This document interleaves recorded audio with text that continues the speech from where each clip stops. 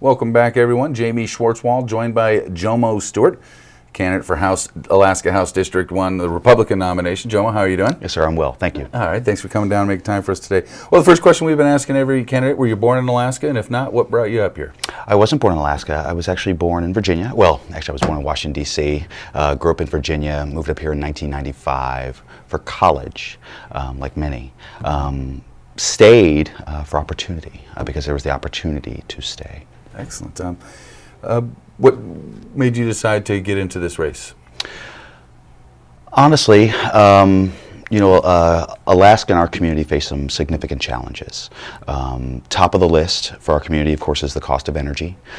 Top of the list for the state is its budget. It's the imbalance in its budget.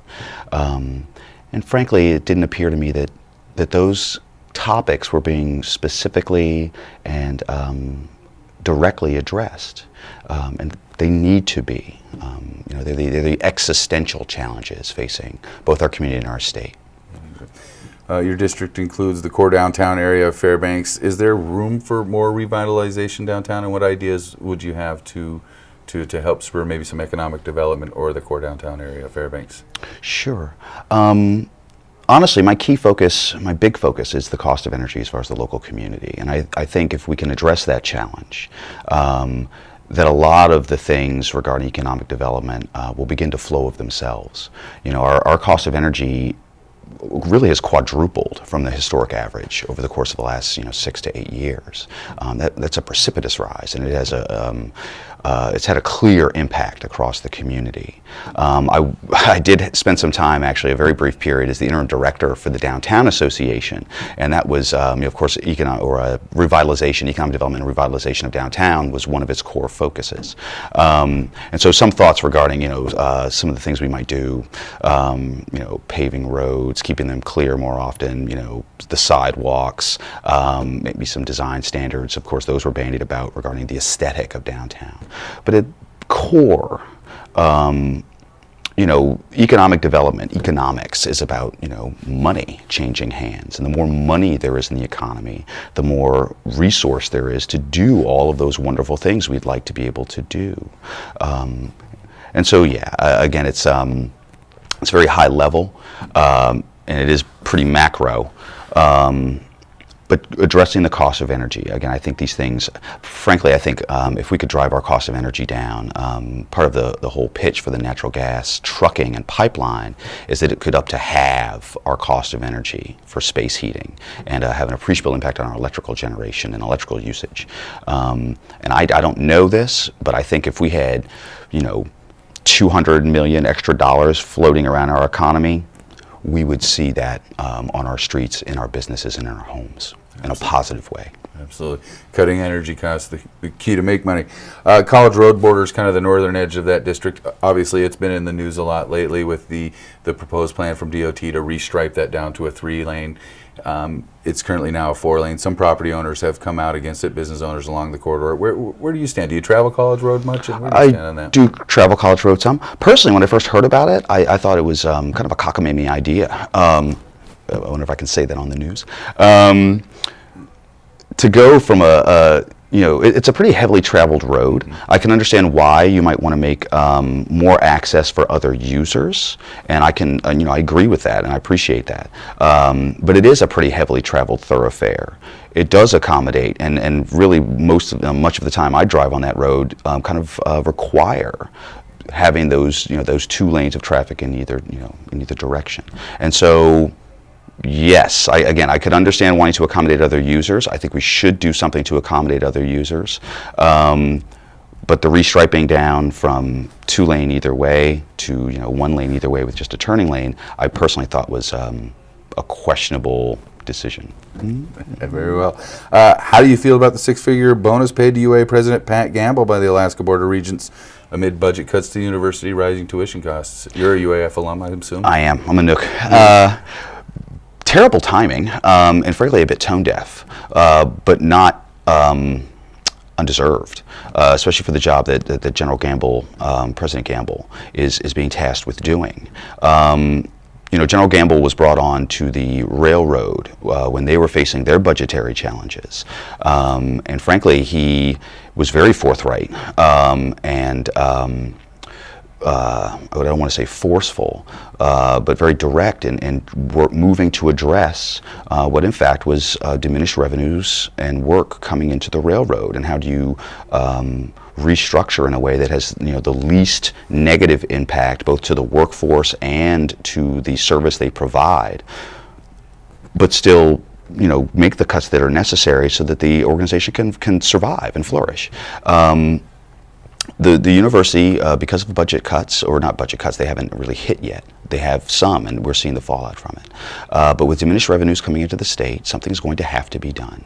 And General Gamble has already shown himself to be a person who will be both thoughtful, but not squeamish about having to do what needs to be done for the broader and longer good of the organization. And so again, I think it's justified, the increase. But yes, it can't help but look and sound bad when you're about to possibly furlough, I think I saw in the newspaper, up to 100 people. Mm-hmm. And somebody gets a six-figure, multiple, six-figure raise, right, that in fact would retain quite a number of those people. Yeah. I guess my final question we've been asking, where do you stand on ballot measure 1, the referendum of Senate Bill 21, the More Alaska Production Act? I am a supporter, or I guess I'm a no on one. There we go. I support MAPA, but I have been pretty forthright in the fact that I'm a soft supporter. Oil is the lifeblood of the state of Alaska. It's definitely, from a revenue perspective, into the state treasury. It's the lifeblood of the state of Alaska. And so we are going to be coming back to this issue. It's frankly, it would be unreasonable to think that we might set any tax structure and that it would last, on into into eternity. But I know that during the discussions of ACEs, it was recognized that this was going to be a fairly high tax rate, especially and with a high progressivity factor, incremental increases as value increases. And so to balance and mitigate that, they were going to offer tax credits. Now, it was the hope that those tax credits would result in increased production, but essentially it was an indirect tax credit towards what we were hoping we would receive, which is increased production. MAPA is designed to stimulate and encourage increased production, and so from that perspective, of course, I approve that. Beyond that, though, when I look at the two tax structures, and again, this is pretty high level and academic, but really one seems to be they're both built on kind of differing base assumptions. And one seems to be kind of a short-term time horizon, maximize profits. So I guess I probably just put my hand in front of the camera. Cut. A short-term time horizon and a maximization of profit within that time frame, where the other, MAPA, seems to have a longer view of the resource, how long you can develop that resource and the value you receive from it over time. Essentially, it's the difference between making, say, $20 a year over 3 years and $15 a year for the next 20.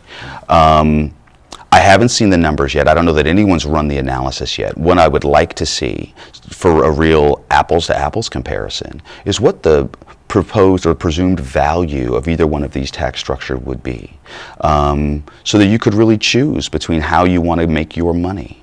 I know that oil is, again, the base revenue generator for the state, and will be for a long, long time to come, as long as that resource is producing. As we move forward and production declines, and when it comes to like the elephant fields like Prudhoe Bay and Kaparick, it is going to decline. It's the natural flow of these kinds of large conventional resources. But the longer you can prolong the flow out of those fields, again, the proportion of oil revenue regarding the state budget would decrease over time, but it would still be able to remain that cornerstone upon which you might build additional revenues. It's the difference between being a single family or a single income household, or a household where you have a single income, but you maybe have a few side businesses and a few other interests, where your core revenue from your job is your stability revenue, but you also can, branch out and you have diversified interests and diversified revenue streams. And I guess when I look at MAPA, the fact that it offers the possibility, or I hope it offers the possibility, that it will prolong the life of the resource regarding the state budget, so that it can act as that stability factor while we go out and make those other investments that we should have been making years ago to facilitate the transition to a non-oil based economy. We can still be able to make those investments. We can make those investments but still pay our base bills. That was long-winded. But the short answer is, again, I am a supporter, but I'm a soft supporter. I can see things already within MAPA that I personally would question. When it was first described to me, I have some, because I worked in government for all those years, both in the legislature. I have lots of friends in lots of places within government, and some of them have managed to rise fairly well, and I'm very proud of them and happy for them. But when they described to me MAPA and the way it works, one of the things that first caught my ear and my eye was the, I think it's the, what's it called? It's the gross revenue exclusion, or the gross production exclusion. And it was it went from a zero all the way up to $8 per barrel. And I did question, that was quite a spread. And I believe I remember them saying that gross revenue exclusion became greater as the value of the resource went down, which means, theoretically, you're actually foregoing more revenue as you're getting ready to forego more revenue, simply because the value of the resource has gone down. And so I did have a question regarding that, among other little things. Also, we talked about, again, this is really long-winded, also regarding those large fields that are the cornerstone of our resource development on the North Slope, the Caparcs, the Prudhoe Bays. Do we have the manpower, the mental resource to be able to define and discern when we're getting new oil from these existing fields, as opposed to more of the conventional resource that we'd already tapped into? Because again, this is meant to stimulate new production, although it's going to operate within existing units and existing fields. Do we have the people who would be able to look at whatever information is being provided by the oil companies and say, yes, that reservoir, that new well, punched down through what was already the old field down into new oil, so that you could properly apply whatever credits or benefits or incentives that were, meant to stimulate that.